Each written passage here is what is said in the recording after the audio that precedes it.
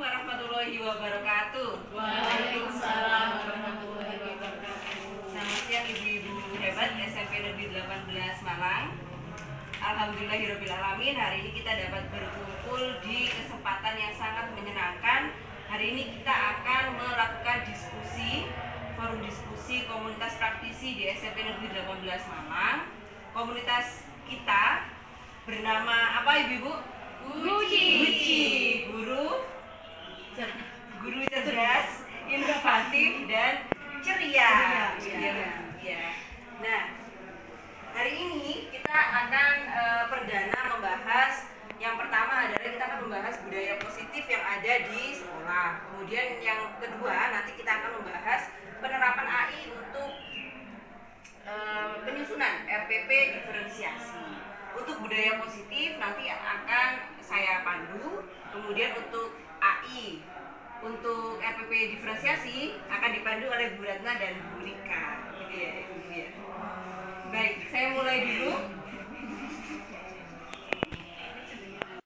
Materi yang pertama adalah budaya positif yang ada di sekolah. Nah, di guru penggerak tentang budaya positif di sekolah itu dibagi menjadi bermacam-macam. Ada keyakinan kelas, kemudian ada kebutuhan dasar manusia dan dunia yang berkualitas, ada restitusi 5 posisi kontrol, segitiga restitusi, kemudian ada motivasi, hukuman dan penghargaan, kemudian restitusi. Nah, kita mengenal dulu yang namanya konsep hukuman ya Bapak Ibu ya. Pasti kita sebagai guru itu pasti pernah melakukan kekhilafan ya, itu menghukum siswa. Nah, kalau hukuman sendiri itu menurut teorinya itu adalah bersifat tidak terencana. Jadi misalkan pada saat kita ada anak tidak mengerjakan tugas gitu, kemudian tiba-tiba kita menghukum, sudah silakan push up begitu. Nah, itu namanya hukuman. Hukuman itu tidak terencana atau tiba-tiba. Nah, jadi anak itu tidak dilibatkan, tiba-tiba dia dihukum gitu ya karena dia melaksanakan kesalahan. Kemudian ada juga konsep konsekuensi. Nah, konsekuensi ini seperti hukuman, tapi itu sudah dibicarakan di awal. Misalkan begini, kalau misalkan kamu tidak mengerjakan selama 3 kali tugas kamu tidak mengerjakan, maka kamu keluar kelas gitu misalkan. Atau kamu misalkan 2 kali terlihat bermain HP sendiri gitu, misalkan HP kamu akan saya rampas. Itu biasanya kalau konsekuensi itu di awal sudah disampaikan antara guru dan siswa. Kalau ketahuan begini konsekuensinya apa? Itu adalah konsekuensi. Kemudian ada restitusi. Nah, sebetulnya Bapak Ibu yang ideal kita terapkan itu adalah restitusi. Restitusi itu proses menciptakan kondisi bagi murid untuk memperbaiki kesalahan mereka. Jadi mereka tidak hanya istilahnya dihukum fisik atau dihukum karena kesalahan dia, tetapi dia itu dikembalikan lagi ke kodratnya dia sebagai siswa agar dia bisa kembali lagi ke komunitasnya. Restitusi. Nah, salah satu hal agar kita bisa menerapkan restitusi ya Bapak Ibu ya, agar kita tidak terlalu terpaku dengan hukuman dan konsekuensi, karena hukuman dan konsekuensi itu secara psikologis itu sifatnya hanya sementara. Jadi anak itu hanya takut sementara, tetapi di dalam dirinya itu tidak tumbuh keyakinan untuk dia berubah. Itu untuk hukuman dan konsekuensi. Makanya yang lebih disarankan itu adalah restitusi. Nah, di dalam restitusi yang pertama kali harus kita sepakati di anak-anak itu adalah keyakinan kelas. Keyakinan kelas itu sedikit berbeda dari peraturan kelas. Kalau peraturan kelas itu kan sifatnya, kalau bahasa daerahnya, bahasa Jawanya itu saklek gitu ya. Tidak boleh merokok, tidak seperti peraturan di sekolah harus memakai seragamnya lengkap, harus ini. Itu adalah peraturan. Gitu tujuannya ini. Kalau melanggar nanti ada sanksinya, misalnya ada sanksinya. Misalkan kalau di sekolah itu misalkan tidak memakai apa, poinnya berapa, nah itu biasanya ditaati dari situ.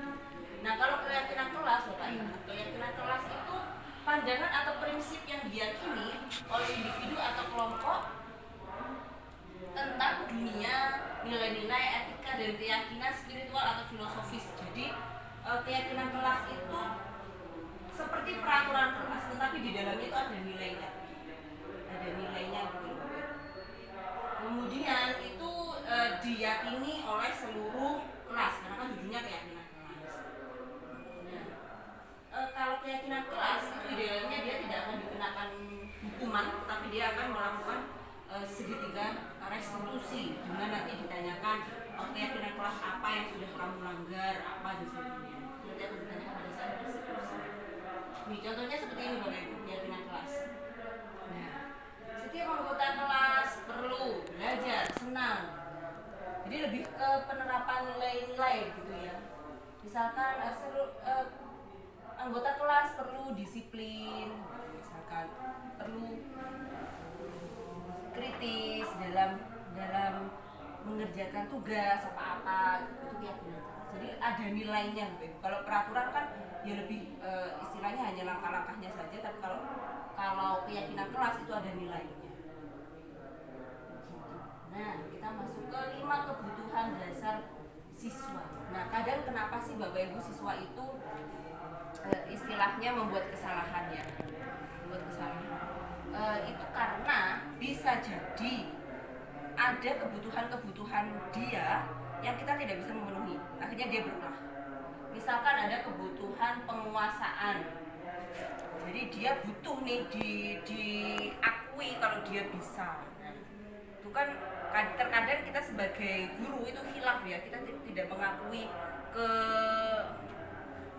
tidak mengakui bakatnya siswa gitu. Jadi dia kok tidak diakui ya, kok tidak ini ya, akhirnya dia berulah.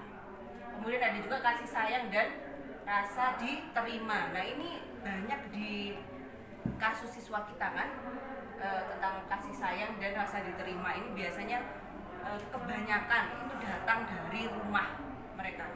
Nah, kebanyakan siswa-siswi di sini pun kalau bermasalah, kalau kita runtut di latar belakang di rumahnya, itu pasti dari latar belakang orang tua yang bermasalah atau kurang memberikan kasih sayang. Itu pasti dia akan berulah gitu, akan membuat kesalahan.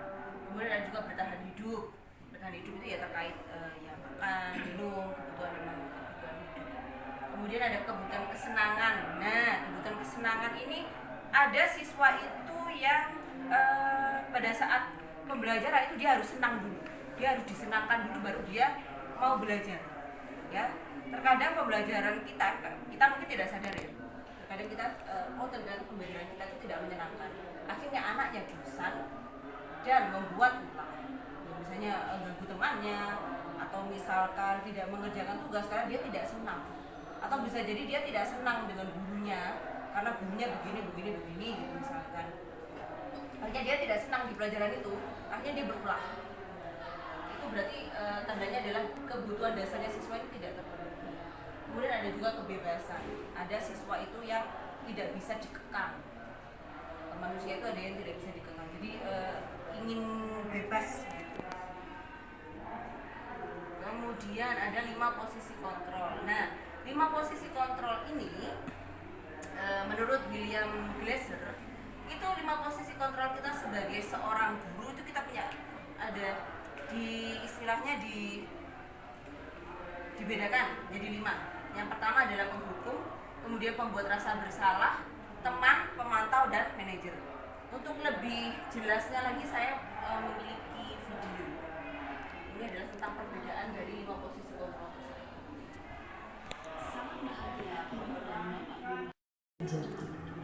Untuk lebih memahami kelima posisi tersebut, mari kita saksikan kasus Naren yang terlambat hadir 20 menit di sekolah dan melihat bagaimana kelima posisi kontrol dalam menghadapi masalah tersebut. Nah, ini ada satu masalah Bapak Ibu, tetapi ada 5 posisi kontrol. Jadi bagaimana memperlakukan anak. Ini kalau posisi penghukum.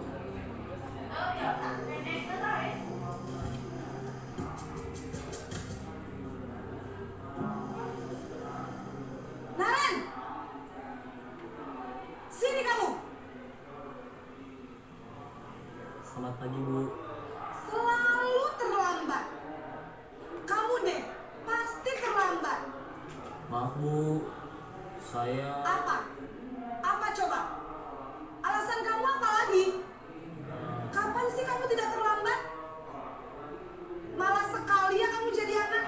Saya Dasar pemalas. Gak kapok-kapok sih kamu. Sudah berapa kali terlambat? Sana, kamu keliling lapangan basket 2 kali.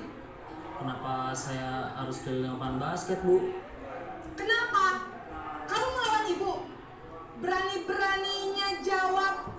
Sudah terlambat, masih berani jawab pula. Sekarang, keliling lapangan basket 5 kali sekalian. Biar kapok. Cepat. Pergi sana ke lapangan basket. Posisi penghukum biasanya berbicara dengan nada tinggi, menghardik, menunjuk-nunjuk, menyakiti, dan menyindir. Hukuman bisa berupa fisik maupun psikis. Ibu dan bapak guru hebat.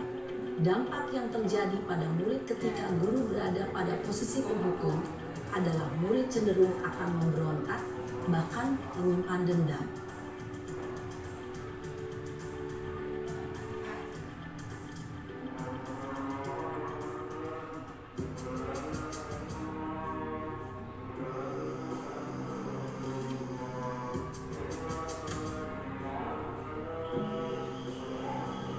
Naren!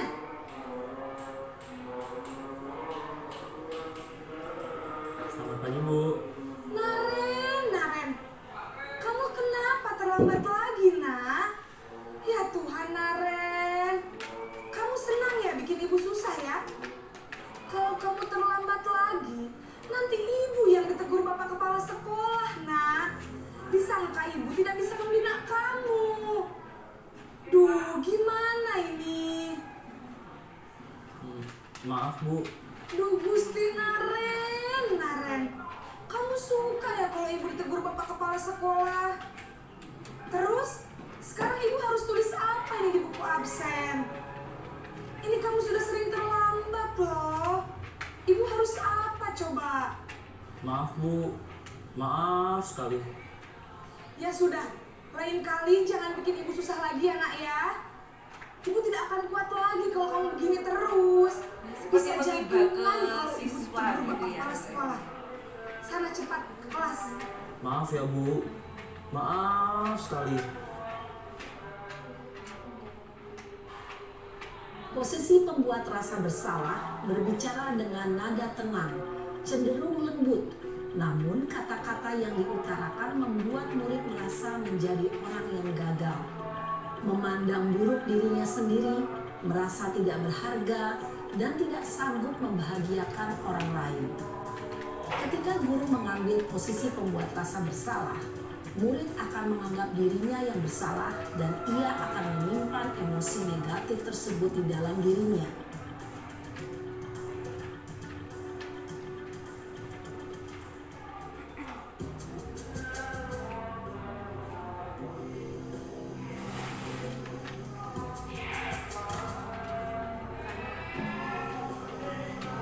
Naren!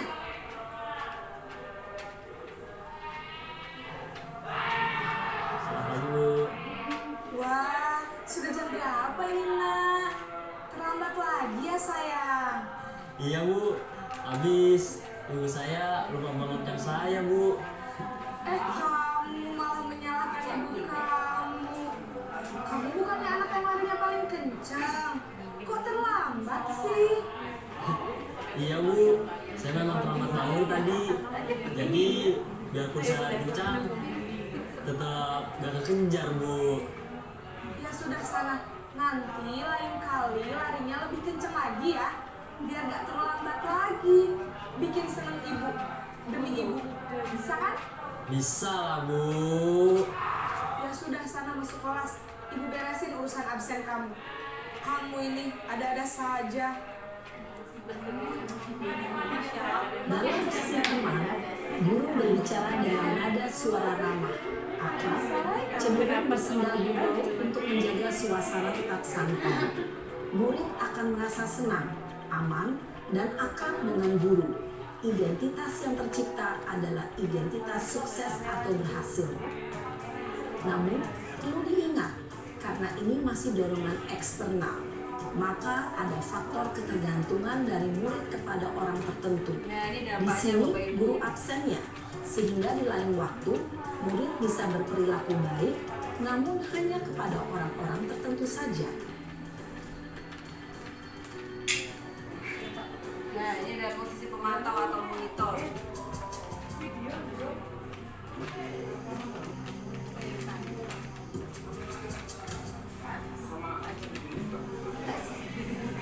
Naren!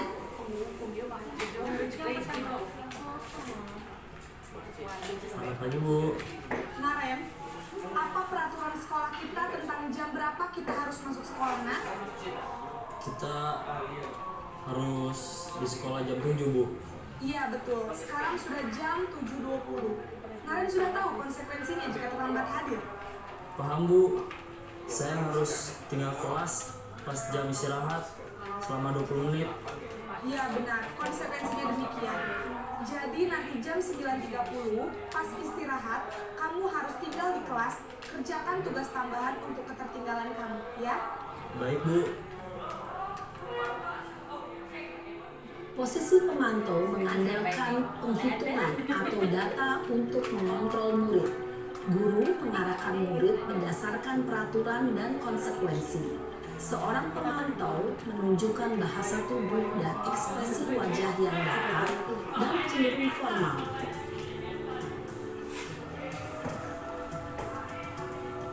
Nah, posisi yang paling ideal itu adalah posisi manajer. Iya. Coba kita perhatikan.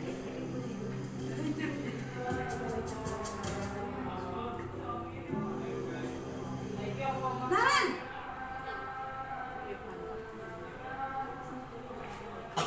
Selamat pagi Bu. Selamat pagi, Naren. Maaf Bu, saya terlambat. Iya, sekolah masuknya jam 7, sekarang sudah jam 7.20. Jadi sekarang bagaimana ini, Naren? Maaf Bu, saya lupa setel alarm saya semalam. Baiklah, menurut kamu, keyakinan sekolah yang mana yang perlu kamu tingkatkan? Menghargai diri sendiri dan orang lain mungkin ya Bu. Setuju. Jadi, apakah Naren meyakini prinsip saling menghormati tersebut? Iya Bu, saya meyakininya. Apakah Naren bersedia memperbaiki masalah keterlambatan ini? Bersedia Bu. Bagaimana kamu akan perbaiki masalah keterlambatan ini? Saya akan coba untuk tidak lupa menyetel alarm saya Bu. Baik, kalau Naren lupa menyetel alarm di rumah, ada orang yang kira-kira bisa bantu mengingatkan tidak? Ada Bu, kakak saya, Kak Emma. Ada lagi selain Kak Emma? Selain Kak Emma, ada ibu saya. Baik, jadi yang mengingatkan Naren adalah Kak Emma dan ibu kamu ya? Kira-kira akan mulai setel alarm kapan nih, Naren? Setelah pulang sekolah, akan segera saya lakukan. Baik, jadi Naren akan setel alarm untuk bangun besok pagi dan akan diingatkan oleh kakak dan ibunda Naren ya. Ada lagi yang mungkin perlu dilakukan, Naren, agar tidak terlambat bangun lagi. Tidak ada Bu. Baik, Naren, terima kasih untuk kerjasama kamu. Sekarang kamu perlu kembali ke kelas untuk belajar. Baik Bu, terima kasih. Posisi manajer adalah posisi kontrol yang disarankan untuk membimbing murid Jadi posisi memiliki manajer sikap ini yang disiplin yang positif, disarankan. yaitu murid yang mandiri, Idealnya. bertanggung jawab, dan dapat memecahkan masalah. Tujuan dari posisi ini adalah agar Karena murid kalau dapat posisi berefleksi manajer atas itu tindakannya. istilahnya itu Guru berhasil ke akan dengan siswa tulus itu memberikan efeknya. pertanyaan-pertanyaan bermakna, Iya, sehingga ada membuat murid dapat belajar dari terbiasa untuk kesalahannya dan apa ya, mencari sebuah menyelesaikan solusi permasalahan untuk yang menyelesaikannya. Ibu dan bapak guru hebat, setelah mengamati adegan kelima posisi kontrol tadi, kira-kira posisi mana yang paling ideal? Kira-kira posisi mana yang paling ideal dulu? Manajer. Ya, semoga kita bisa menjadi manajer. Kita murid-murid kita nanti ya. Nah, kemudian nah, karena tadi kita sudah membicarakan posisi manajer. Nah, posisi manajer itu erat kaitannya dengan yang namanya segitiga restitusi. Nah, Yang pertama itu adalah validasi tindakan yang salah. Biasanya kita menggunakan kata-kata seperti ini. Berbuat salah itu tidak apa-apa, tidak ada manusia yang sempurna. Saya juga pernah melakukan kesalahan seperti itu. Kita bisa menyelesaikan ini. Bapak Ibu tidak tertarik mencari siapa yang salah, tapi Bapak Ibu ingin mencari solusi dari permasalahan ini.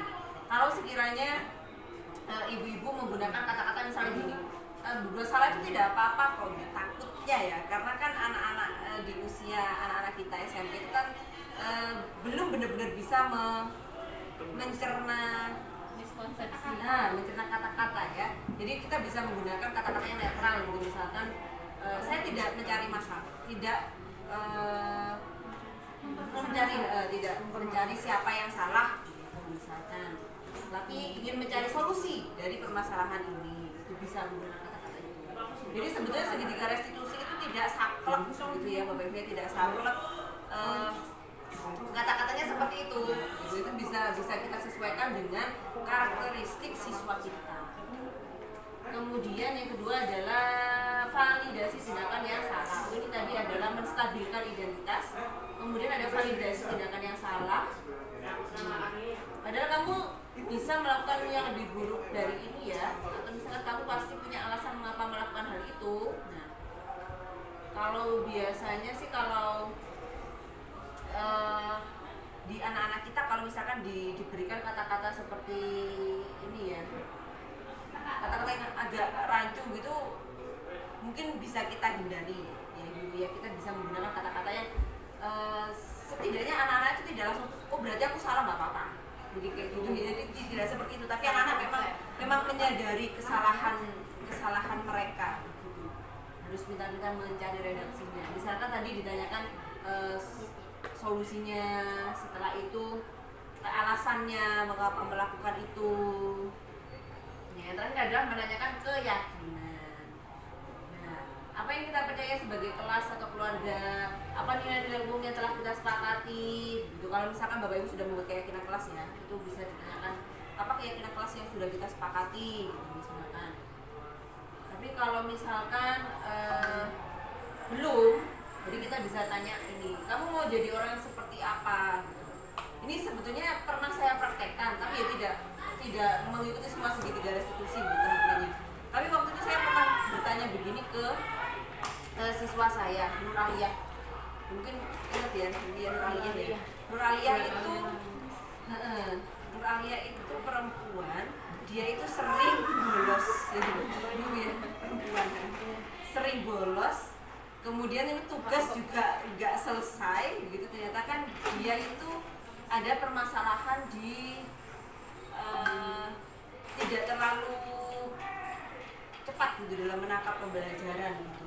Kemudian suatu hari itu saya pernah bertanya gini ke dia, Dok, kamu perempuan, kamu mau jadi apa beberapa tahun yang akan datang? Saya mau kerja, Bu. Kalau kamu kerja dengan kondisi kamu yang sekarang tidak bisa mengontrol dirimu, istilahnya kamu malas, itu apa yang akan terjadi kalau kamu perbuatanmu atau sikapmu yang sekarang itu tetap kamu lanjutkan sampai kamu dewasa, apa yang terjadi? Sedangkan di luar sana mata pencaharian lingkungan pekerjaan gitu ya, itu kan orang kan berbondong-bondong dan istilahnya saingan gitu ya, saingan. Kalau kamu males, itu teman-temanmu sudah jauh, kamu masih di sini gitu. Kamu jadi seperti apa? Kalau kamu mau jadi ibu rumah tangga pun misalkan, kalau kamu males, ya siapa yang akan anakmu gitu. Waktu itu saya mengatakannya seperti itu. Jadi saya membuka pola pikirnya itu tentang seperti itu ya. Kamu jadi apa nanti kalau seperti ini? Kamu ingin jadi apa seperti ini? Kalau jadi ini ya harus begini gitu, istilahnya begitu. Iya, sudah selesai Bapak Ibu ya.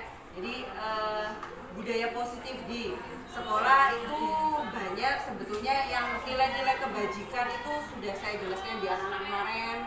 bisa berkaitan dengan P5 itu dia adalah pembajikan, kemudian yang tadi bedanya hukuman, restitusi dan konsekuensi, kemudian ada 5 posisi kontrol gitu ya.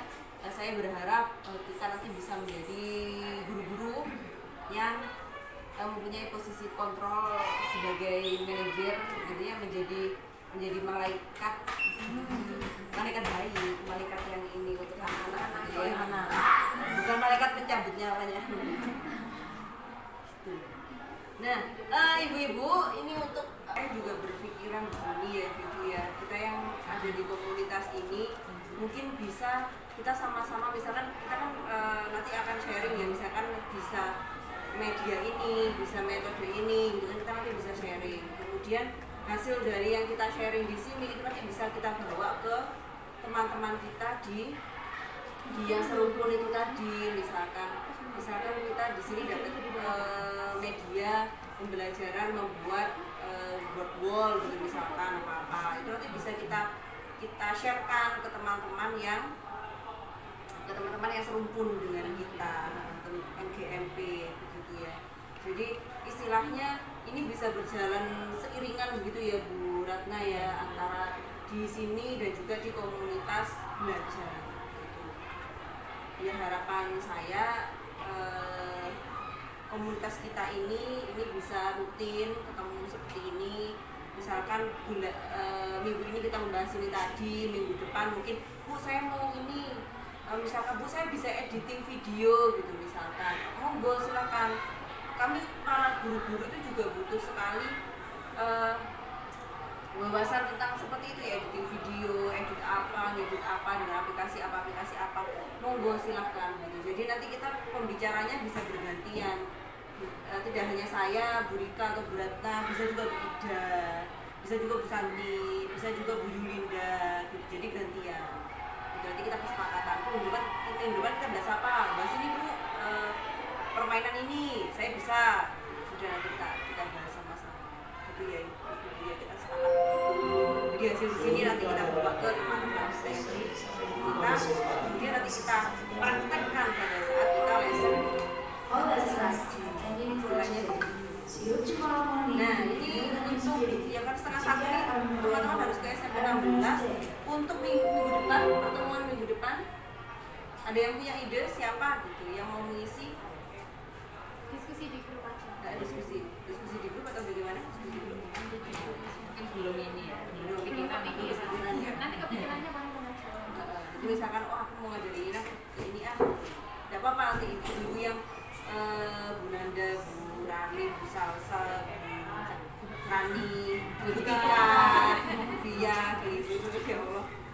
Itu bisa nanti Bu, saya bisa ini, bukan biasanya kan yang muda-muda itu kan jadi berasa tua. Berasa tua, enggak maksudnya kan Gimana gambarnya? ya kalau kita kan terbatas gitu ya, kayaknya terbatas. Bisanya itu terbatas. Kalau ibu-ibu yang muda itu mungkin saya bisa ngedit ini Bu, nanti saya ajari gitu. Saya bisa ini Bu, bisa ini gitu. Apa nanti kita sharing ya. Sudah ibu-ibu, terima kasih atas kehadirannya hari ini. Semoga forum ini bisa membawa manfaat untuk ibu-ibu. Ya, untuk negatifnya di ini ya, kita keep ya. Untuk positifnya bisa kita bawa pulang dan kita tularkan ke teman-teman yang lain. Istilahnya kita belajar bersama. Ya, jangan ada perasaan ini senior, ini junior, ini enggak ada. Kita belajar sama-sama. Fungsinya ada komunitas ini adalah komunitas kita untuk bisa belajar bersama-sama. Baik, saya akhiri. Wassalamualaikum warahmatullahi wabarakatuh.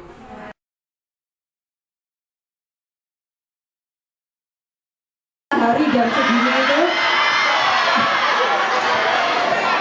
karena matahari jam segini itu mengandung banyak vitamin ya, jadi tidak apa-apa ya. Ini namanya sunbathing ya, jadi menghitamkan diri nggak apa-apa ya. Oke, anak-anak, saya bukan koordinator P5, tapi saya mau istilahnya ini kan di depan kalian ini sudah ada kandidat-kandidat ya. Pasti di dalam pikiran kalian itu sudah munculan wah pertanyaan-pertanyaan. Jadi saya mau nanya apa ya untuk kandidat. Ini akan saya wakili ya. Sekaligus kita akan merefleksikan nilai-nilai yang sudah kalian dapatkan selama berapa hari P5? Sudah berapa hari? 2 minggu. Iya, 2 minggu ya, wah 2 minggu P5 demokrasi. Pastinya banyak nilai yang akan kalian dapatkan setelah nanti demokrasi ini selesai. Ya, oke. Nilai-nilai yang kalian dapatkan itu namanya adalah nilai-nilai kebajikan universal. Waduh, itu nilai apa, Bu? Saya tahunya itu cuma nilai STS, nilai semester begitu ya. Nilai saya merah, nilai saya bagus, gitu ya. Ini ada namanya nilai-nilai kebijakan universal. Waduh, apa itu ya? Nilai itu payung, artinya adalah patokan kalian. Kemudian kebajikan itu apa? Baik.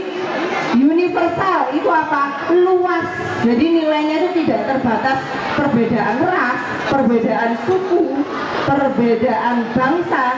Jadi istilahnya nilai ini meskipun di Indonesia sama di Belanda itu sama saja. Gitu. Contohnya apa? Contohnya yang sudah ada di P5 yang sudah kalian lakukan yaitu proyek pelajar Pancasila.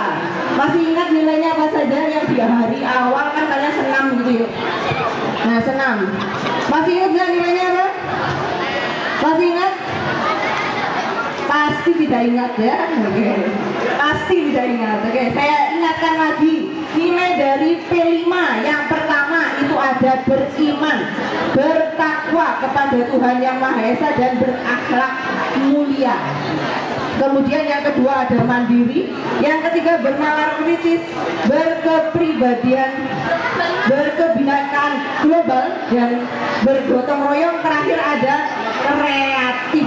Nah, sekarang coba kita hubungkan apa yang sudah kalian dapatkan selama demokrasi ke dalam nilai-nilai apa yang sudah kalian dapatkan. Ini saya mau tanya ke calon satu persatu. Selama P5 kemarin, nah, kalian dapat nilai apa yang kalian maknai, yang kalian dapatkan?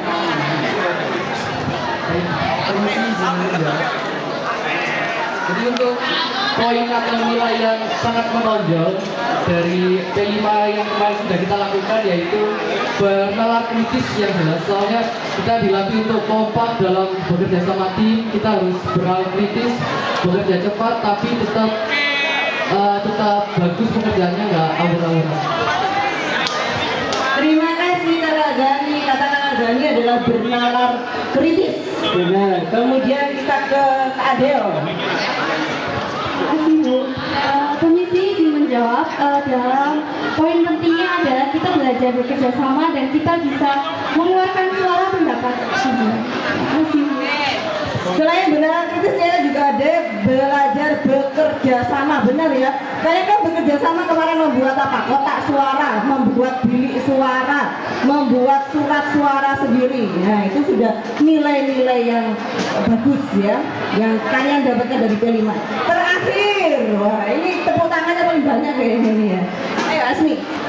Komisi semuanya izin menjawab. Jadi untuk makna yang paling penting menurut saya dalam P5 terakhir kali ini adalah dengan demokrasi kita itu lebih bisa peduli dengan anggota satu sama lain kita, karena semua hal yang kita lakukan itu tidak hanya dari diri kita sendiri sebagai pemimpin, namun juga dari anggota kita yang memiliki hak untuk mengeluarkan suaranya sehingga terjadilah hasil yang disukai satu sama anggota kelompok lainnya. Jadi tidak hanya ada satu suka, satunya tidak suka, semuanya harus satu hati.